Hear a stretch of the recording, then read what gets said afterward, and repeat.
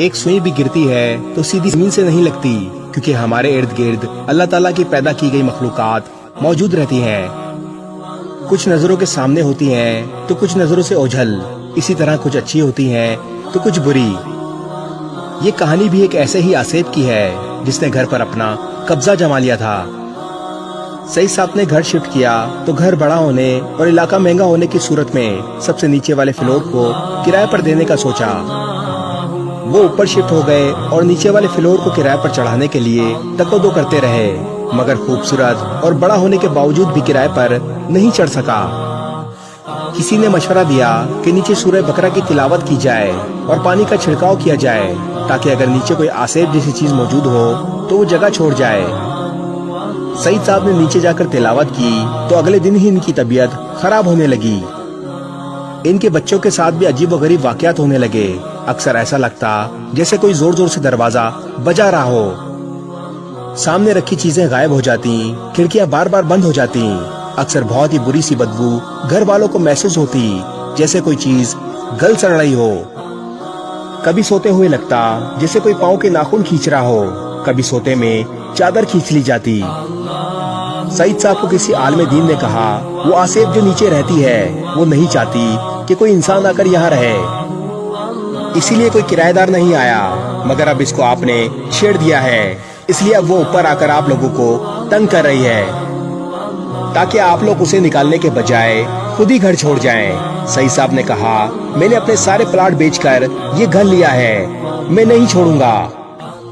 پھر عالم دین نے ان کو کہا 40 دن تک اوپر سورہ بقرہ کی تلاوت کریں، اگر تلاوت نہ کر پائیں تو تیز آواز میں ریکارڈنگ چلا دینا، مگر روز تلاوت کی آواز پورے گھر میں گونجنی چاہیے، اور ممکن ہو تو روز پڑے ہوئے پانی کا نیچے جا کر چھڑکاؤ کرتے رہیں۔ سعید صاحب نے پہلے دن تلاوت شروع کی تو رات کو ان کو لگا آصف عورت کی شکل میں ظاہر ہو کر ان کے بستر پر آ کر بیٹھ گئی۔ پھر وہ کبھی دروازے بند ہونے کے باوجود بچوں کے کمروں میں جاتی دکھائی دیتی تو کبھی ان کے آس پاس رہتی۔ وہ دوسرے روز تلاوت نہ کر پائے تو انہوں نے LED پر تیز آواز میں آڈیو چلا دی۔ اسی طرح وہ روز سورہ بقرہ کی تلاوت کرتے یا کسی نہ کسی طرح گھر میں آڈیو چلا دیتے، جس سے آواز پورے گھر میں گونجتی۔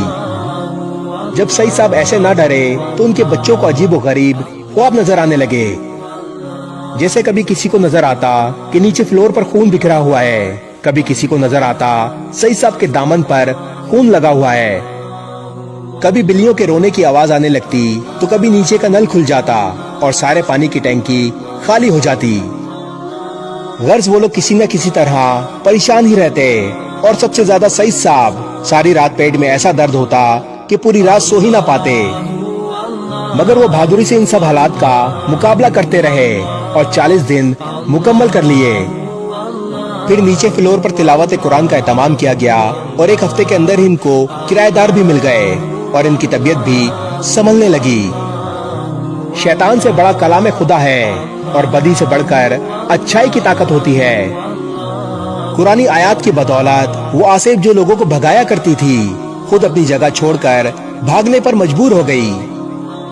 اس لیے جتنا ممکن ہو سکے روزانہ صبح سورہ بقرہ کی تلاوت اس طرح چلایا کریں کہ اس کی آواز پورے گھر میں گونجے۔